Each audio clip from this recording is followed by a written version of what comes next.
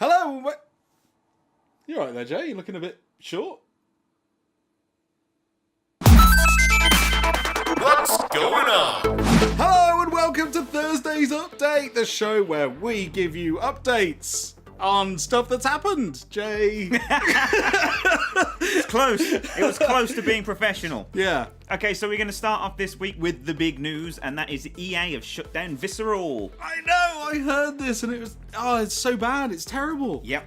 That's awful. Have they said why? No. Well, yeah. What they've this is what annoys me. They've I want to get this out there quick. Okay.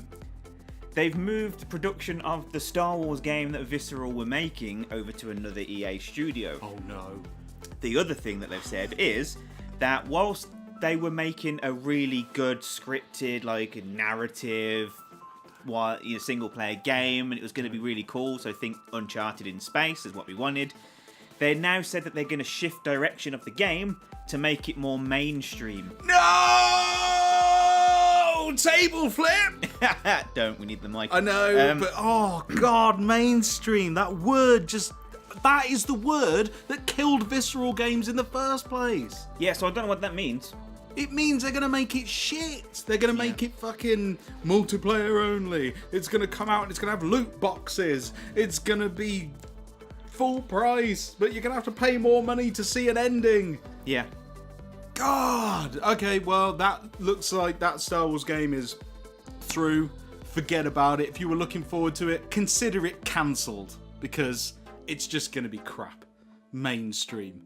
It's either going to be a cover shooter or have some gambling mechanic in it. Yeah, I don't know. So it was looking really cool. Yeah. From what we had, I mean, okay, there'd only been like bits and pieces. Yeah, but it just looked like Uncharted. It looked like the game that we wanted ages ago when they announced that 1313. Yeah, I think it's pretty much the same game as what it pretty much looked like. Yeah, but... it's just a show. That is bad news. That is bad news. And yeah, the worst thing that's ever happened to Visceral Games has been being involved with EA. I know that they originated as a team in EA, and after they made Dead Space, EA basically said that they can give themselves their own name because the game was such a massive success, wasn't it? Yeah, it was EA Redwood Studios. That's right. Before they turned to Visceral. But yeah, so they had a massive success with Dead Space. Dead Space 2, although it did okay, it was considered a flop just because it cost 60 million to make and it only sold like 4 million copies or whatever. Yeah. And then we all know what happened with Dead Space 3. But that's because it went mainstream. Yeah. Every game that goes mainstream just dies because there's no point, because there's 100 other games doing exactly the same thing. Mm-hmm. So we don't need another one with a different skin on it. Just make something fresh and new, which is what they were doing, and now they're not. Nope. Ugh. See, that's the thing that AAA gaming is missing. Niche. It's missing niche. Yeah, because everyone's too scared to do it. Yeah, but that's why the indie sector's better now. Yes, definitely. So the indies should get together and make a console. Yeah, make a console and make decent games for it. Make the games that everyone wants and that we miss from our childhood. Absolutely, yeah. So, started the update on a crushing blow this week. Yeah, I did, unfortunately. Yeah, never mind. So, yeah, there we go. There goes all my hopes for a new Dead Space game, or even because it's the 10th year anniversary of the first game next year. I was hoping for maybe a re-release or a reskin version for the anniversary, but I suppose EA still could do it. Yeah, they own the license. They own it. So, but, well, who knows? But don't get your hopes up anyway. No, so there you go. So until we hear any more news about the Star Wars game, it already sounds like it's going to be crap. Yeah, so thumbs down. Yes. Moving on, so we had the mini SNES release. Yes. Recently. I know you got one. Managed to get one. But there's another one coming out soon. Oh, have they announced what it is? No. This isn't from Nintendo. This is from a company called Analog, and they're releasing I think it's called the Super NT. Right. What it is, it's a SNES, like a miniature SNES, but it plays the cartridges from the original SNES or Super Famicom. We've already got those. We already have those. I mean, I've got a Retron 5. Like, what does this do that's different? Well, yeah. So it's region free, so you can play multiple different cartridges from all different countries, which I know the Retron can do. You can use the original peripherals, which I know the Retron can do. Yeah. You can also use any Bluetooth controllers with it, so it comes with a wireless Bluetooth controller, or you can use the DualShock 4 from PlayStation, because that's Bluetooth. Yeah, okay. But the one thing this one does have is that it emulates the game from the cartridges as if you were playing them on the original console. All right, it doesn't dump the ROM. No, and play it through an onboard emulator. It actually plays it off the cartridge. Yeah, well, it's pretty much as close to it pretty much mirrors the game that was on the cartridge. Right. Okay. Which I know the Retron can't do. No, it doesn't do that. It actually downloads the ROM to the console and plays it off hardware inside. Mm-hmm. So, that's pretty good. But still, I don't need it. No, there's still, yeah. So, I mean, it looks cool. There's different colours. There's like original white. There's a see-through one, which is pretty cool, and a black one. See-through, sold. Yeah. I'll get one anyway. Yeah, so it's see-through. So it looks really cool. But yeah, if you've got something like the Retron or some of the older Retron consoles that just play NES and SNES. The Trio was a good one, wasn't it? Mm-hmm. And the Mega Drive one that plays Master System, Mega Drive, and there was something else, wasn't there? Game Gear. Yeah. So you can already get them. So yeah, but this one still looks pretty cool. How much does it cost? That might be a factor. Well, it's going to be $180. Right, get a Retron 5. Just forget it. Yeah. The Retron retails at about $120 and comes with 2 controllers. Two controllers, and it plays 9 different consoles. Yeah, 9 different consoles. So, they might look cool, but if that price, I don't know. There's better things out there anyway. But, no, still cool. Yeah, so it looks pretty cool. Sticking with Nintendo, the Nintendo Switch is getting another big update. Oh yeah. So number 4, and what this one adds, it adds USB headset support. So for wired and wireless, which is pretty cool. Okay, have they figured out how to put in-game chat in the games yet? No. Right. That still hasn't changed. However, if you do want to use it with the console in handheld mode, you do still have to get a USB to USB-C adapter. Right, yeah. For it. Yeah. So they're not that expensive. They're about £4. Yeah, so there's still no way around that yet. It also adds, you can transfer save data and your profiles from console to console now. Finally. So does that mean you can actually download save data onto a micro SD card? Yes, and then put it into it, and your user profile, so you can put it in another Switch if you want to.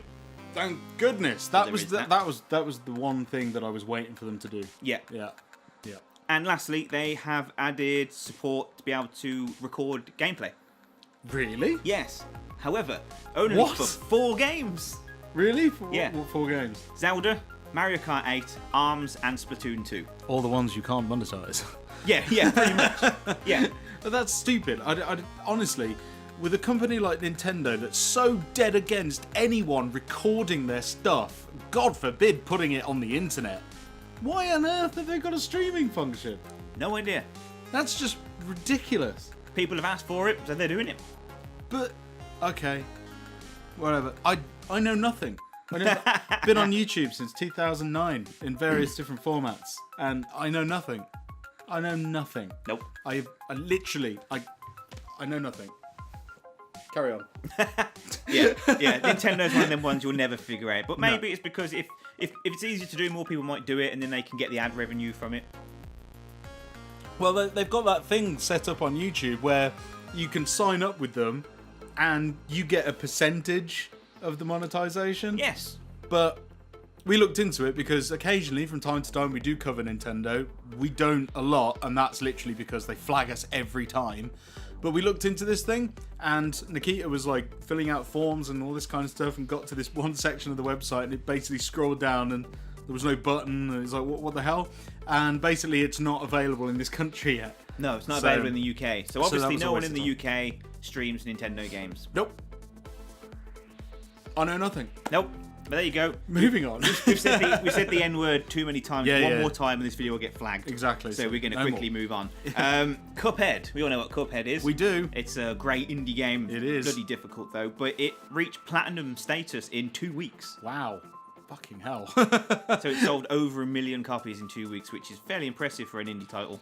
Yeah, just a bit. Well, I mean, let's face it, it has had quite a lot of promotion over the years that it's been in development.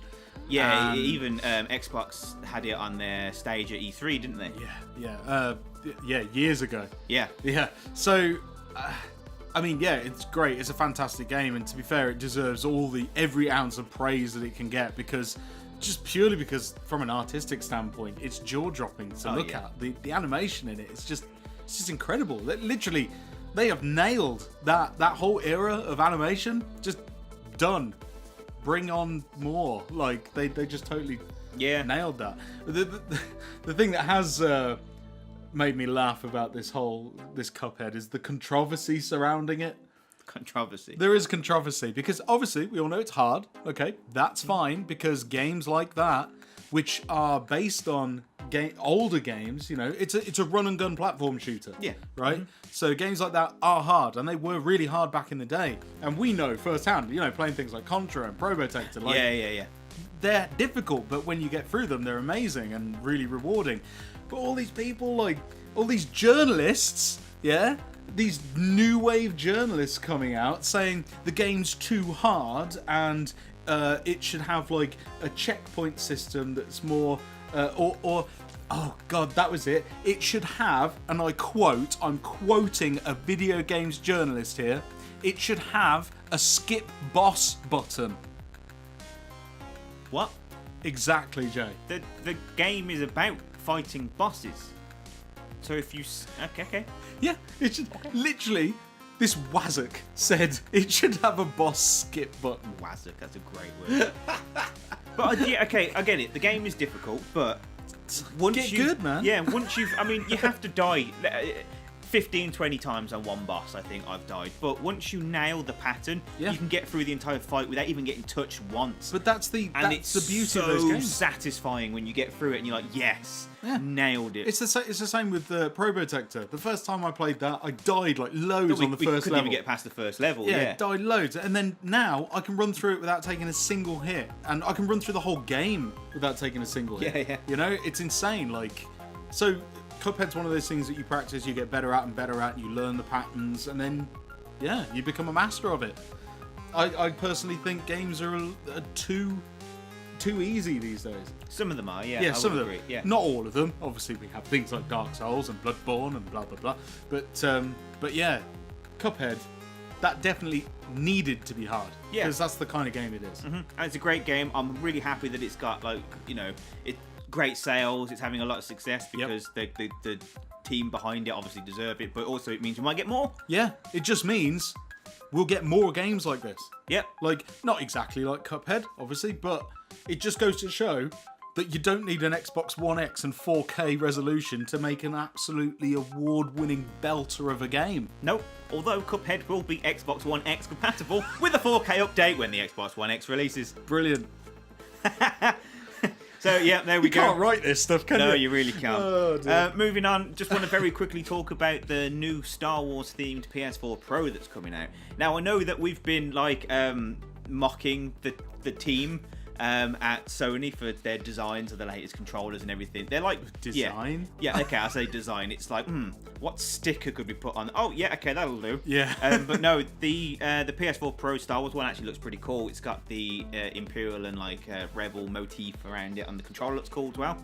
So, yes, I want to quickly just say that, yes, you're back on the right track. Okay, so the design process has got better. Mind you, it is Star Wars. You can't really go wrong with Star Wars. No, to be fair, anything with Star Wars on it, and I would love it anyway, so that might not be saying a lot. So let us know in the comments if it is actually good, or am I just blinded by Star Wars? It's just a shame Star Wars Battlefront 2 is going to be a big pile of cack. Well, that brings me nicely onto the final point. Okay. Loot boxes, want to bring that up again. Yeah. So I know... Last week we talked about microtransactions and loot boxes and how it needs to stop, and since then EA have come out and said that the loot box system we got in Star Wars Battlefront 2 isn't representative of what's going to be in the main game. Yeah, that sounds like a big old backpedal. Well, yeah, it's either... due to a lot of backlashing from the community. Yeah, so they might have just been testing the waters, and when people didn't like it, now they've gone, okay, yeah, we better change it. So it's one of those tactics, right? It's a sales tactic. It is. I've been reading about this, okay? And what they do, these big companies, they'll push the consumer base as hard as they can to see what they can get away with. Yes. Yeah? They do this. It's evident in many different forms, in many different industries, and this is one of the ways they do it. They push the consumer base as far as it can go to what they're willing to accept, and then they'll pull it back just a little bit, make it look like that they're listening to everyone, and you're still getting something that's a bit shitter than what you should have got. Yes. Basically, is what they're doing, as far as I understand it. So they'll say, yeah, it's going to be all this, it's going to be crap, you're going to have to, like, you know, pay us loads of money to get the good weapons and all this kind of stuff. And then they'll come back and say, oh, no, that's not the final version of what we're giving you. You still have loot boxes, but you can do this to get them instead. And the consumer base goes, oh, well, okay. Yeah, that's better. Okay, but you still got loot boxes and you still got to grind to get them, so whatever. But I just hope the consumer base the majority doesn't just go, yeah, okay, I'll accept your crap, because it just means they'll just push it a little bit harder the next time. I mean, if I went back in time and told you, Jason, and everyone else out there watching this video now, that in a few years' time you're going to pay full price for a game, and then you're going to have to pay money in the game on top of everything else just to level up your character, you would have said I was freaking mad. Yes. It's the norm now, and it's just going to get worse. So the best thing to do is literally to boycott these games. I know it's really hard to do because, I mean, Star Wars is amazing. Not going to lie, the game looks incredible, but I'm not going to touch it with a barge pole because I just don't believe in it. No. And I don't believe in supporting those practices, so man of my word, I'm not going to buy it. I'm not going to do it. The only way I'm going to play that game is if EA send me a copy, which they won't do. Well, they sent us one before. They sent us Battlefront 1. We might be able to persuade them to get number 2. Someone's watching our videos. Yeah. No. Yeah. So, but I mean, it's blew up in the news now. Everyone's complaining about it, which is good. Everyone's getting behind this. That it's not fair. If you haven't commented on it today, go and find a YouTube video on it and voice your opinion. Just get it out there because these people are actually watching this. Yeah. They've also people have brought it up in the fact that it could be gambling, which has since been kind of taken down. The ESRB and everyone said that it can't be classed as gambling because you're always guaranteed to win, which is kind of like it's the whole hook the duck adage, isn't it? At the fair, everyone gets a prize. You know, it might be crap, might be good, but you're gonna get something for your money. So you're not gambling. However, it's been brought UK government has even brought it. Oh, I can't remember the name of the body. Whoever it is, because I don't follow politics. But I did read that they're bringing it up in the House of Commons, wherever they bring it up, that it needs to be looked at, that it's not fair and people are spending too much money. Because Middle Earth, for example, the highest thing you can pay for get in-game gold is £80. £80 for 10,000 in-game silver or mithril, whatever it's called. £80 on top of the 60 quid you've paid for the game. 80 quid for some air. Yeah. To buy some shit that is actually worthless. It's unbelievable. I can't believe that's happening. Yep. It's insane. But it's not happening everywhere. No. CD Projekt Red, who obviously did The Witcher, have always gone down the route of like all extra is free. Okay, the big add-ons you have to pay a little bit for, but everything else is free. That's a big add-on. And all DLC back in the past, like games like Fallout 3, for example, on the 360 and the PlayStation 3. During that generation, the DLC add-ons for it were big story packs. Yeah, massive. And they took hours to complete, and they added loads of new things and new areas to the game. Yeah, and they were about £7. Yeah, exactly. Now you spend £10 to get 600 in-game gold that you can buy a boot. Yeah. Yeah. And Vermintide 2 is coming out soon, and Fat Shark are developing it, and they've come out and said that they will not be implementing loot boxes. Good. They've said, and I quote, "Loot comes from gameplay, not your wallet." Oh yes, preach, hallelujah. Yeah. So let's just hope everyone else follows that. Good. Yeah, absolutely. So we've put the industry to rights. Is there anything else on the news? That's it for the news. That's it for the news. Well, we come to the part of the show where we read out your comments from last week's show, which I actually replied to a few of them because I forgot. I was tired. It was the morning. I hadn't had coffee, and I went through the comments and went, "Oh yes, I'll reply to all of these." But Yeah, so I'm going to reply again, I guess. But we got quite a few, so I don't know how many we're going to get through today, but we'll just go and see how we do. Yeah, we'll just skim through them. Outdaft UK got in there first, saying that, don't worry, Shadow of War developer, I will not waste my time by not playing your game. Boom. Andy M shares the exact same thing. Loot boxes are in nearly all multiplayer games, Destiny 2, Mortal Kombat X, and Injustice 2, but you don't have to buy.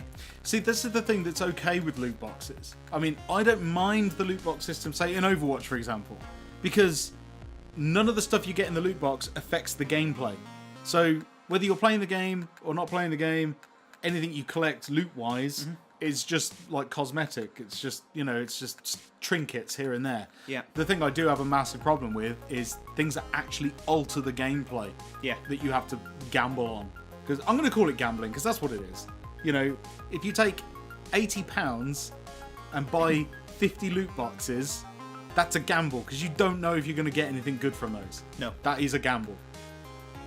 I mean, you are going to get something, but is it what you want? Or is it going to be 50 bits of concept art? Yeah, exactly. So thanks for your comments there. Thank you. Christian Denning got in there saying his guilty video game movie pleasure was Mortal Kombat. Oh yeah, that's a good one. Yeah, I forgot about that, to be honest. Yeah, good old, what was his name? Christopher Lambert played Raiden. Yes. Yeah. It's a cheesy film now when you watch it back. He also said that he got engaged on the beach without even knowing it was the same place. I'm assuming the beach from the beach Kombat. from Mortal Kombat. Yeah. Wow, that's really cool. That's a good claim to your marriage fame. He then finishes his comment by chanting XCOM 2. I will get round to buying it. I promise. Got so much stuff to play. I know, right? Sackboy, holy crap, the new hair looks good. Definitely got to read that one out. Thanks for your comment. Cookus Nerdy Corner. Hey. Hey guys, regarding Silicon Knights, they went bankrupt because of Too Human on the Xbox 360. Yes, that was it. I forgot. And that annoyed me because I really got into Too Human, although it was kind of crap, I do admit. I really got into it. And at the end of the game, it's a cliffhanger, and then it shows you what's coming next, and it looks epic, and then there just wasn't a second one. So it was built up to be a trilogy. I actually have like a bit of tidbit of information about that. Basically, Silicon Knights, they had a massive problem with Epic Games. Lawsuits were involved and everything, and then they actually, after Silicon Knights closed down, they started a new company called Precursor. They went on to start a Kickstarter for a spiritual sequel to Eternal Darkness on the GameCube, which is what they are famed for. But twice it was kickstarted, and twice it fell massively short of its budget. And during the process, one of them got sent down for child pornography. Basically, Silicon Knights just can't catch a break. Wow. Yeah. Really bad. They can't catch a break, and that's a shame because Eternal Darkness was really good. I will add, they did fire him immediately, obviously. Yes, obviously, but still... The bad press with Epic Games, the lawsuits, and then this child pornography allegation, there was no coming back from that. Them. No, unfortunately. Yeah, very unfortunate. But yeah, there you go, a little bit of information about Silicon Knights there. So yeah, thanks for that. He also says that he's noticed that there is no Final Fantasy VIII coming out on mobile or PlayStation. Are they just picking their favourites? And it's a shame. I want 8. Yeah, I think they're probably picking fan favourites, and 8 was notoriously not as popular with the majority fan base. It wasn't, but I liked it. I know, so I demand it. Yeah. Thanks for your comment there. Thank you. Maria says, trust me, if I did work at EA, Mass Effect Andromeda wouldn't be such a poo-poo garbage, lol. Yeah. But I think if any of us worked there, we would have looked at those animations and just gone, can we not put this out like this? My name's on this and our reputation as developers is on this. Can we just wait for a bit and finish the thing? No. The answer to that. Okay. But interestingly though, if you haven't played it yet and you do want to, and you've got EA Origins or EA Access, it's now on there for free. So there you go, you can play it now if you really want to. For free. For free. Even for free, it's a stretch. Also says, shame on Shadow of War, shame on Warner Brothers doing the shame with the bell from Game of Thrones. Yes. And since there's going to be a PS4, PSVR part of Zone of Enders 2, do you think Zone of Enders 3 will be a thing? Well, I hope so. I definitely like Zone of Enders. The whole series is awesome. Like, 1 and 2, and they did an anime as well, didn't they? Yeah. Mm-hmm. But the Zone of the Enders second runner. That's a damn fine game. Actually, Zone of the Enders was the first game I ever bought on my PlayStation 2. It was a launch title, wasn't it? Mm. And it came with, and I've still got it, a demo of Metal Gear Solid 2. Yeah, still got it. Still got it over there somewhere. Nice. It's an epic game. But yeah, any more Zone of the Enders? Yeah, definitely. I'll take it. Yeah. I hope it comes. And then a funny end to that comment. Who are we kidding? This is Konami. We're talking about #fuck Konami. Well, yeah, that is the other side of it. Yeah. Brilliant. So thanks for that. William C5233. Hey. The egg spawned out of nowhere. Well, that's definitely a sound theory. This is harkening back to our What came first, the chicken or the egg? Yeah. So the egg just spawned. But what caused the spawn? Answers in next week's comments. He hates microtransactions in games that you have to spend £45 to £60 on. Yeah. So, which is fair point. Destiny? Yeah. He liked Assassin's Creed 1 through to Revelations. 3 was shite and 4 killed it for him. I liked 4. Yeah, it was your favourite, wasn't it? Well, one of your favourites. 4 is my favourite. Yeah. He also has got a question aimed at me. Hey, what are your thoughts on Dot Hack Goose series finally coming out in UK this November? I am really looking forward to it because I loved the original Dot Hack games on the PS2. And what did you do, Jay? I sold them stupidly because they're worth a fortune now. But no, it was really interesting. I really enjoyed, especially how they merged it with the anime, and just you could watch the anime show to figure out what's going on in the real world. And in the game, you played as the characters in like an MMO RPG, which was. It was a really interesting thing, but I have been looking at this new one, and there's a collector's edition on PlayAsia, isn't there? Yes, there is. Which you pointed out to me. I sent him the link. So yeah, I am looking forward to that one. Cool. Yeah. Yeah, I never really played them that much. I played the first one, but I kind of fell behind because they released them like pretty quick. They kind of like, it's like bam, bam, bam, there you go. Get off 4, quick. Yeah. A bit intimidating, and I never got through it. But I remember the watching the kind of the cartoon and then playing the game as well. But they tried to do that with what was that game on Xbox that everyone kind of played for an hour and then got stuck watching the TV show for 20 minutes. Quantum Break. That's the one. Yeah, that thing didn't work out too well, did it? No, it didn't. No. Sorry, I just wanted to use that opportunity to have a dig at Quantum Break. A dig at Microsoft somehow. So thanks, William. Thanks for your question. Cheers. Grace next. Hey. Met Mila during some red carpet events and fan conventions like New York Comic Con. Yes. Sure. She also says. Yes, she's a girl. She's a girl, not a he. That's my bad. Yeah. I tend to try and we trip remain, up on foreign names. So. I try to remain gender neutral in the comments too. That one might have slipped out, so I do apologise. I know Bren already apologised in the comments, but we know now. As well, so we sorry. know now. But that's cool. I'd love to meet Miller. Yeah, that would be really sweet. I bet was your heart pounding when you saw her? Did you get to? Did you say you get to speak to her or anything? Just managed to meet her. Oh right, okay. Well, meets did you touch her? Did you get contact? Was there a handshake? Let us know. Yeah, so that's pretty cool. Yeah. David McIntosh, no offence to Jay, but you do fall into the hype quite quickly. Just look at Destiny 2. I know. I lasted an hour and then sold it. Wow. So yeah, that's my bad. But that's because they promised. They promised it was going to be better, and it wasn't. I've still got mine shrink wrapped. It's still shrink wrapped under the table. I just haven't put it in there. No, I haven't put it in the console yet. Yeah. You know what I have been playing though, instead of all these new AAA games that everyone's hating on at the moment? I've been playing Final Fantasy 3 on the SNES Mini. I've sunk 7 hours into it already and absolutely adore it. It's a great just game. Incredible. Mm-hmm. Anyway, moving on. Yeah. He also says he can't wait to hear my opinion on Assassin's Creed Origins after the game released. Yeah, it's probably going to be the same as Destiny's, and let's be honest. Yeah. And he's got a quick question. The BB-8 behind us, where did you get it from? Is it a 3D sticker of some kind? It's not a sticker. It's actually a lamp. Yeah, it's one of those wall lights things, like the Avengers ones with the shield and Thor's hammer and stuff. Mm-hmm. It's the Star Wars line of those. I can't remember what they're called. I think if you Googled Star Wars wall light, I think they are just wall lights. Yeah, you'd find a ton of them. You can get the Millennium Falcon, and you can get Darth Revan's lightsaber in the hand as well. I've got that one. Have you? I just haven't put it up yet. I haven't figured it. I don't know where to put it. Anywhere. There's a massive space there. Look at that. All right. So yeah, if you know somewhere Brent can put his lightsaber, let us know. Keep it clean. I was going to say. Thanks, David. Thanks for your comment. Cheers. Alucard Junior 69 says Jerry reminds me of Little Nicky. I can see that. I'm going to take that as a compliment. Don't. It was a good movie, though. Yeah, it was a good movie. Sergio says too many casual gamers are buying into the loot box crate shit, thinking it's normal and an okay thing.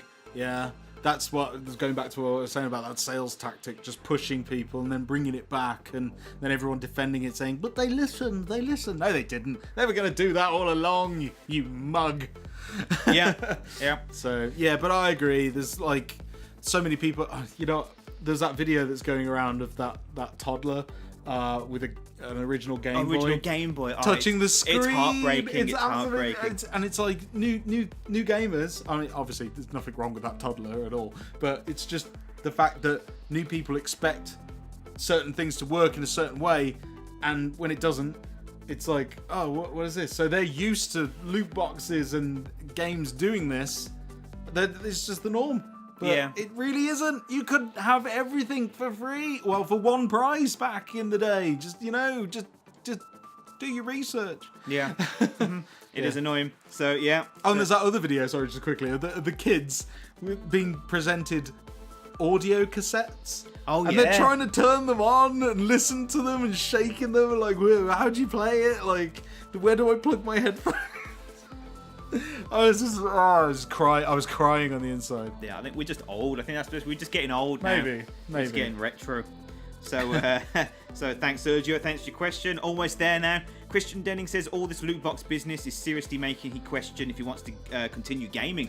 Definitely continue gaming, because at the end of the day, there is so much good stuff to play that isn't coming out for the AAA market. There is so many indie games that are absolutely jaw-dropping, and play those, because they're often a lot more fun and more innovative than the most recent stuff. I mean, at the end of the day, how long are you going to be happy with another Gran Turismo, another Grand Theft Auto, another Assassin's Creed, another Halo?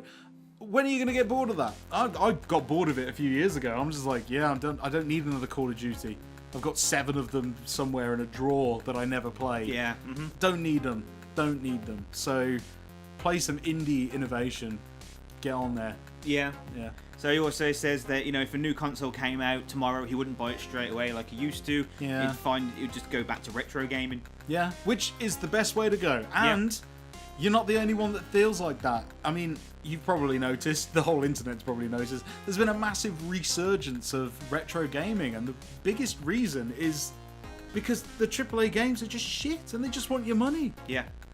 Like, gone are the days, it would seem, where AAA gaming are games that are made with passion. And I suppose that comes with the business part of it, because they have to make money. But the indie developers don't have to make money. They have to make a great game that they're passionate about, which in turn will earn them a lot of money. Which I don't see that. Why don't the big companies must know this? No, they know this, but they just see a bottom line and they say, we got to hit that line, and you got to make it quick. You got to turn it around like this. You got to make extra money on the side to guarantee more sales. You got to add loot boxes and a system that can get people to gamble and spend more money. Rather than releasing a game and being confident that this game's going to last for years because people want to keep playing it and keep buying it, they want to release something which they can keep injecting money into to force you to keep playing it and keep pumping money into it. These companies, they want longevity. They don't want you to just play the game once, love it, and complete it again and again because you love playing the game. Like, I play and complete Resident Evil 2 all the time because I love it. For me, I'll play it every month. Exactly. Like, so they don't want that. They want you to play it and spend more money on it and gamble with it, and they just want this recurring money train to go along with it. And the only way they can do that is to gamify it by locking off certain sections as well. Yeah, and appealing to your gambling nature by going, oh, if I just play another couple of rounds, I'll have enough to get that next loot box. Yeah. And there might be something really cool in there. Probably isn't, but you've still got that thought. So that's what they want to do now. And that sucks. Yeah. That really sucks. here's to Indy. Yeah. Ruff with the indie. Ruff says I look like Yumachika, Ayasagawa. We might have to ask Uncle Google about that one. Google. I don't know what that is. He also says Vulcan eyebrow. Yeah, so that's a reference to where my hair went above my eyebrow. I am secretly Vulcan. And lastly, Stephen McCourt. Absolutely hate microtransactions, but loving the game, and you can buy loot boxes with in-game currency. So talking about Shadows of War. So yeah, you don't have to spend real-world money on buying them. It just makes it quicker, and it makes it so you don't have to grind for months before you can finish the game. Yeah, apparently it's not like a super long grind, but it's like, I've heard it's very long. If you don't pay, it does feel like an absolute chore. And I think that's the biggest problem. It's like, yeah, I don't mind working hard to earn something cool in a video game. No. But that's there's a difference between making it a challenge to get something and a time. So it's like, basically, you know, a challenge to get like the best item of armor in a game would be to complete it on the hardest difficulty setting in under a certain time limit. Yeah. But then, you know, because that's a challenge. You're playing the game and you're trying to get through it as quickly as you can. But then there's the other type, which is basically hit this enemy 100 billion times before you can afford a glove. You know, that it's like the whole shit. It's like this piece of armor that you need to get to the next area costs 30,000 gold, but you can only earn 1,000 gold per day unless you buy this pack for $49.99. Then you can earn 3,000 gold a day. That is the kind of stuff they're injecting into games now, and unfortunately people are buying them. So I think the lesson is, don't buy them. They'll stop putting them in, and we can go about our day with a game that we like for one price. And if people do keep buying them and that's what they want, well then all of us and all of the people that love indie and retro gaming will get together and form some sort of company and release a console that does just cater to people that love to make video games and love to play them. Yeah. Because that's ultimately why I love games. Yeah. So yeah, that's been a pretty long episode, hasn't it? And we've properly set the world to right. We have had a big old chat, and of course we'd love to hear about everything that you think about all of this. Like, so leave all your comments in the comment sections below, and we'll be reading them out in next week's show. So yeah, we always try to get to everyone's comments. If we can't, then we can't. But I think we got through them all, didn't we? Yeah, we got through them all. Yeah. There you go. So yeah, just drop us a comment down below and let us know your thoughts on all of this industry nonsense. Yes. But yeah, as always, thank you for joining us. Don't forget to hit the like button and subscribe if you haven't already. And as always, I've been Bren. I've been Jay. And we'll see you in the next video. Bye-bye.